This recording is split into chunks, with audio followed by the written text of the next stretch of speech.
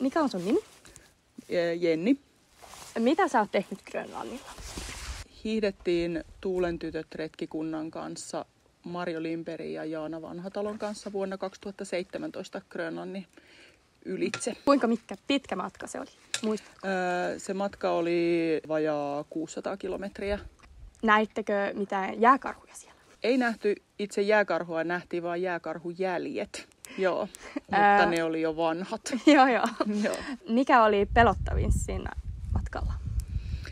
No ehkä se oli jännittävintä, että kun loppumatkasta niin kevät rupesi olemaan jo niin pitkällä, että kuuli kuinka siellä lumen alla vesi virtasi oikein voimakkaasti ja tuli vähän sellainen olo, että olisi vähän nyt kiire päästä pois sieltä jäätiköltä, että siellä valuu vesiä semmoisina isoina virtoina ja muuta. Että. Joo. Kuinka iso se jäätikkö on siellä, missä te menitte ülös? Ai kuinka ja paksu. Joo. No siis me käytiin korkeimmillaan noin 2500 metrissä, eli 2,5 kilometriä, että siinä todennäköisesti oli se yli 2 kilometriä jäätikköä alla. Joo. Mikä oli hauskin sen matkan? Moni ehkä sanoi sitä ennen kuin mentiin, että miettikää sitä hetkeä, kun te ootte perillä, että te ootte niin kuin hiihtänyt sen koko matkan, mutta ihanin hetki oli se, kun me oltiin siellä alussa jäätikön reunalla. Ja kaikki valmistelut oli tehty. Kaikki, mitä oli unohtunut, niin oli ehkä unohtunut. Ja sitten kaikki vielä, se koko ihana retki oli edessä. Se oli jotenkin ihana hetki. Mutta jokaisessa päivässä oli kyllä mahtavia hetkiä. Joo. Miten olitte treenattu tätä matkaa varten?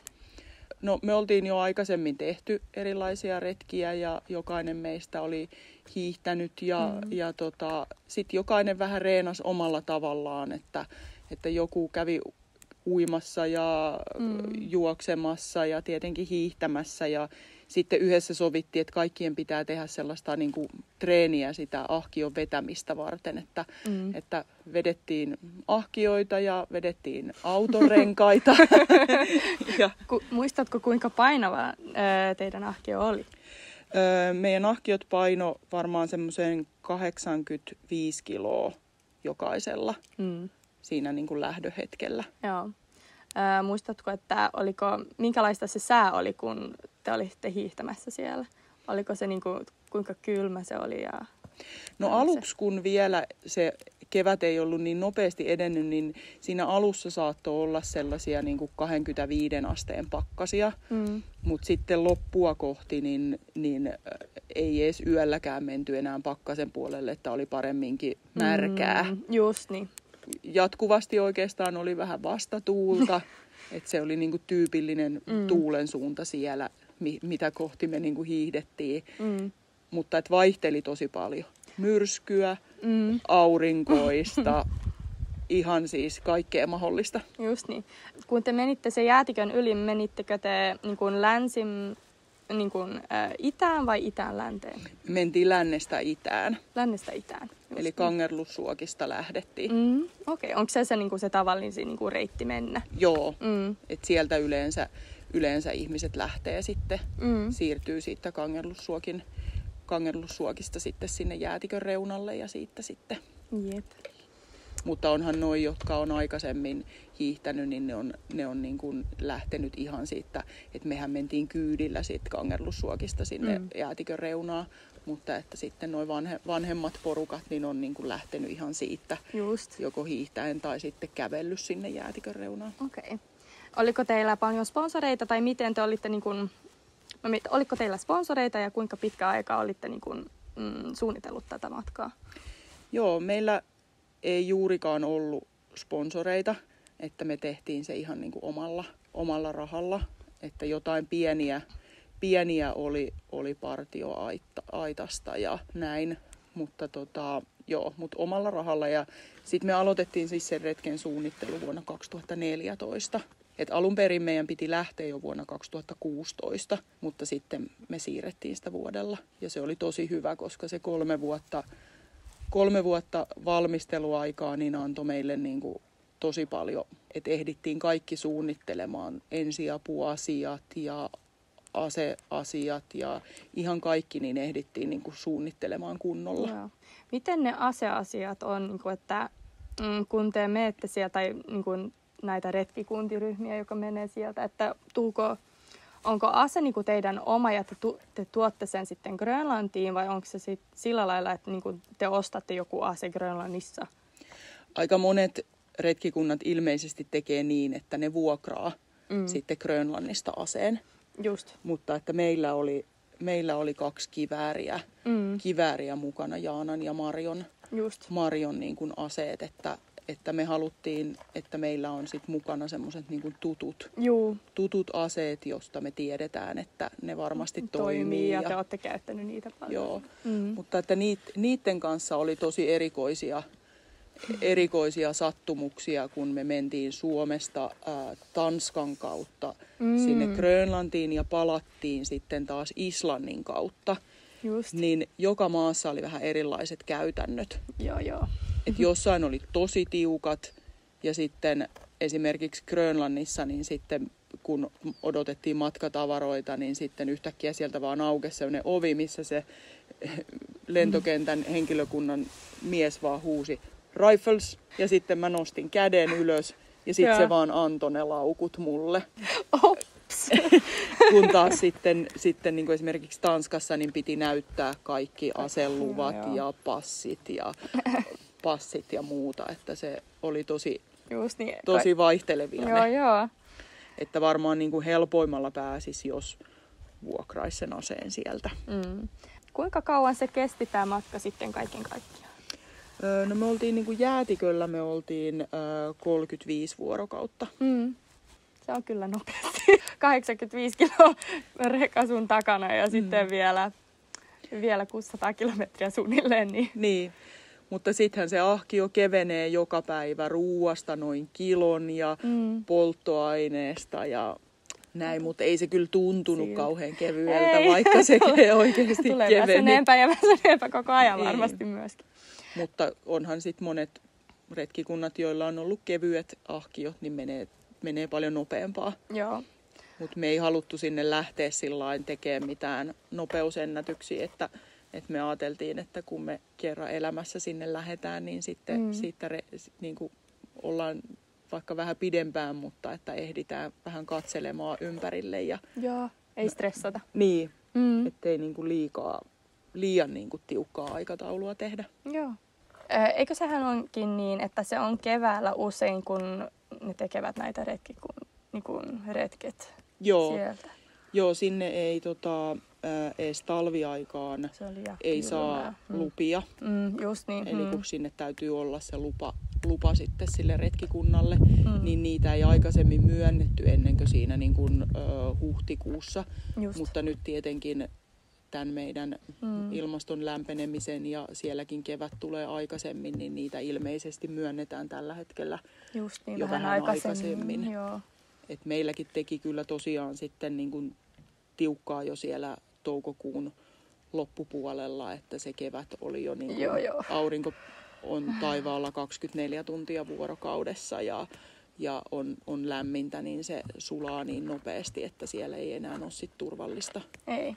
Niin oliko teillä mitään, niin kun, mä mietin just turvallisuutta varten, teillä oli totta kai ase mukana, mutta miten on niin kun, tää jalkin, että teillä on näitä sukset päällä, mutta oliko teillä mitään niin kun, kenkiä tai icebugs, ei icebugs, mutta tällaiset niin kun, hakkaat tai jotain? Semmosia meillä ei ollut, mutta siis meillähän oli siis että meillä ei ollut käytännössä mitään muuta kuin siis ne monot ja sitten leirikengät.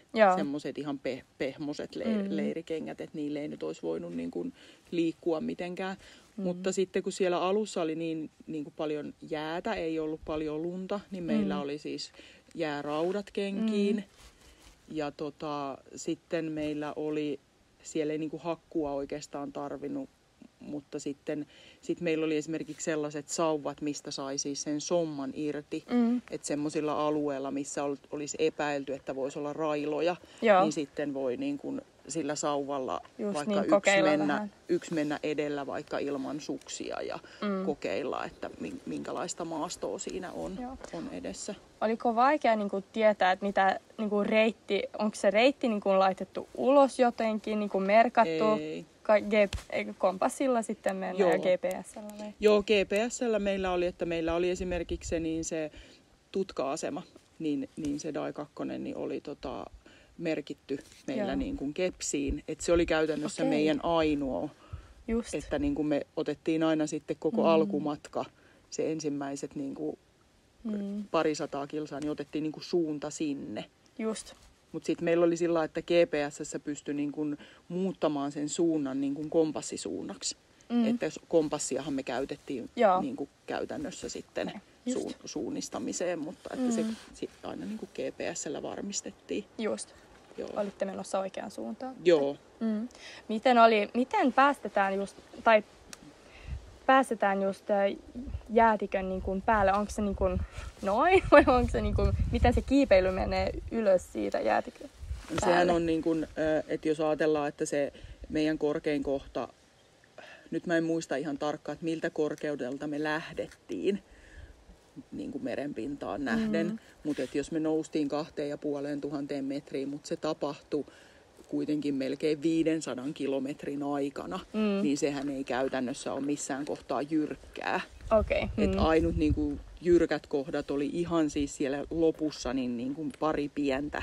Just niin. Sillai, että käytännössä se on vaan niin kuin semmoista tasasta loivaa nousua ja sitten et silloinkin kun me sitten tultiin sieltä niin kuin 2,5 kilometristä alaspäin, niin me ajateltiin, että me vaan lasketellaan sieltä alas, mutta eihän se tuntunut siltä. Just niin. Että kyllä siellä joutui ihan hiihtämään ja sitten vaan päivän päätteeksi huomasi, että me ollaan tultu vaikka 200 metriä alaspäin, mutta ei se niinku ei sitä lailla. Huomaa, että se oli tosi loivaa kuitenkin se. No se on aina just kiinnostavaa, että kun ne aina puhuu just jäätiköstä ja me kerrotaan, että se on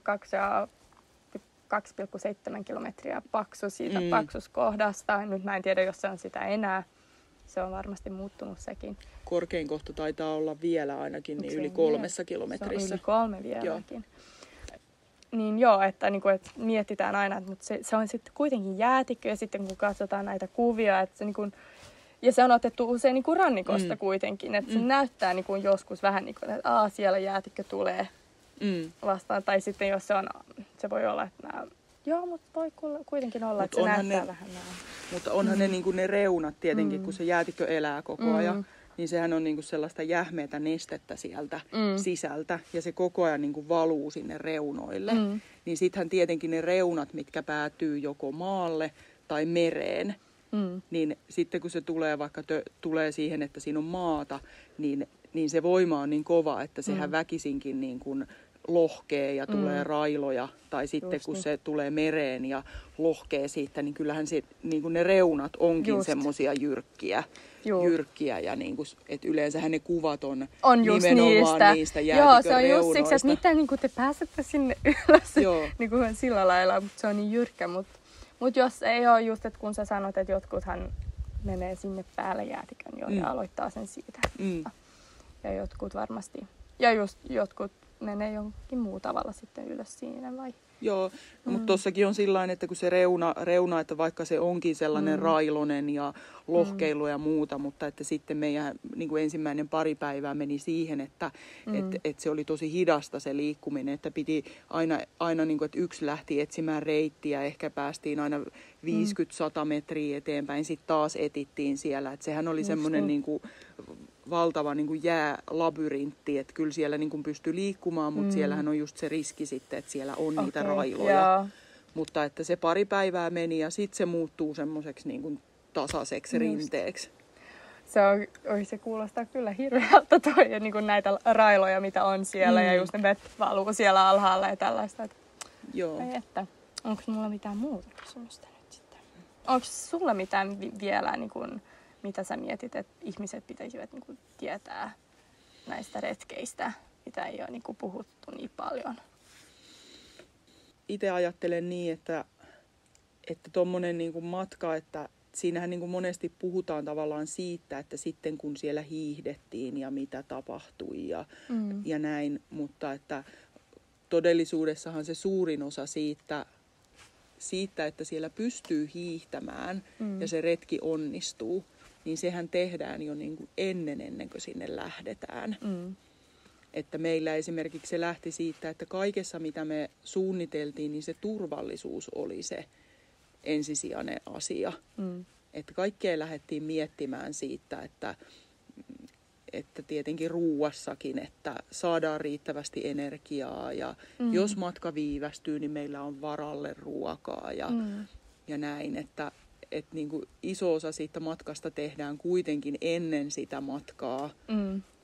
Sitten hiihdetään ja nautitaan siitä, mutta että se matkahan jatkuu vielä, on jatkunut myös sen jälkeen, että vielä niin kuin 7 vuotta myöhemmin, niin edelleen esimerkiksi joinain elämän vaikeina hetkinä, niin mä pystyn palaamaan sinne, että miettimään, että mä selvisin niin kuin monesta haasteesta siellä, niin kyllä mä niin kuin... Se on sun mukana vielä. Niin, että mä pystyn tähänkin. Ja sitten mä muistan sen hetken, kun mä palasin kotiin.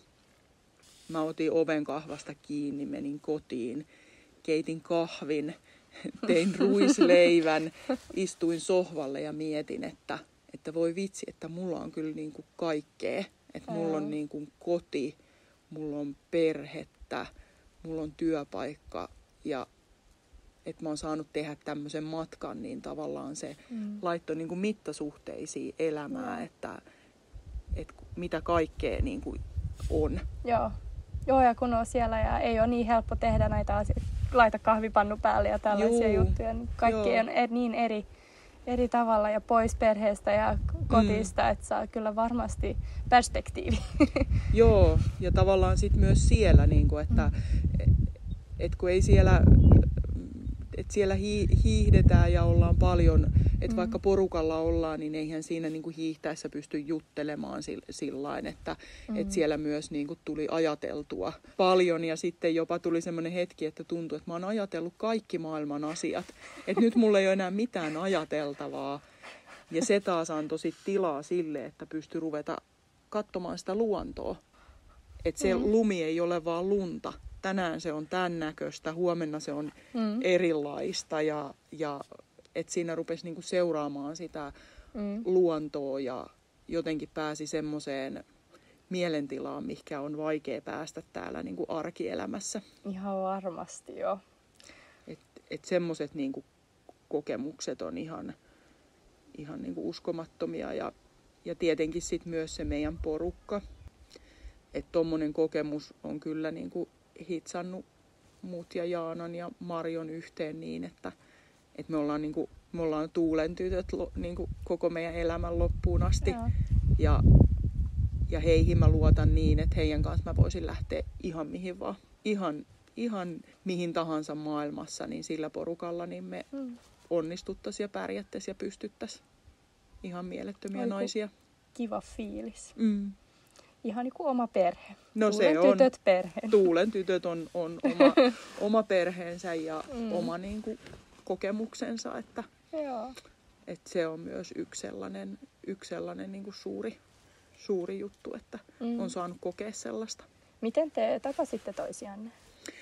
No me ollaan tavattu siis, me ollaan kaikki opiskeltu tuolla eräkarkussa erä- ja luonto-oppaiksi. Ja silloin kun minä ja Jaana aloitettiin opiskelemaan siellä, niin toi Marjo oli siellä kouluttajana. Okei. Että Marjo on kouluttanut siellä eräoppaita tosi pitkään. Niin. Ja myös nykyään niin Jaana myös on sitten siellä kouluttajana noissa erätaidoissa. Teillä oli jo paljon taustatietoa jo varmasti sitä ennenkin. Joo. Noilla oli Jaanalla ja Marjolla tosi paljon niin kuin osaamista ja sitten tehtiin yhdessä reissuja ja itse olen käynyt sit ennen niin siellä yhdessä retkikunnassa hiihtänyt huippuvuorilla. Just niin. Myöskin, että jokaisella oli kyllä kokemusta. Joo, ja kyllähän se tekee. Se on se kokemus, joka varmasti pitää olla, jos me tekee sellainen matka, että ilman sitä, niin on kyllä vaikea pärjätä.